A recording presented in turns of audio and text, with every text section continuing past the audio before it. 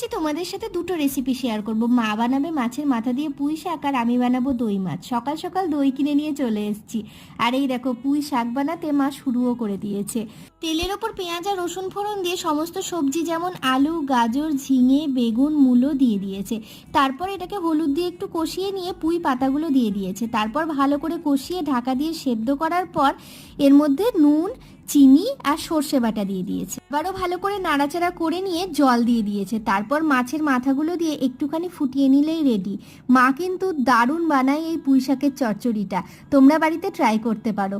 এবার চলো দই মাছটা বানিয়ে ফেলি। দইটাকে প্রথমেই ফেটিয়ে নিলাম, তারপর তেলের ওপর এলাচ, কাঁচা লঙ্কা, কালো জিরে দিয়ে দিয়েছি। তারপর ওটাকে ভালো করে ভাজা ভাজা করে নিয়ে পেঁয়াজ, আদা, রসুন, লঙ্কার পেস্ট দিয়ে দিয়েছিলাম। তারপর ভালো করে কাশ্মীরি লঙ্কার গুঁড়ো, দই আর একটু পোস্ত বাটা দিয়ে কষিয়ে দিয়েছি।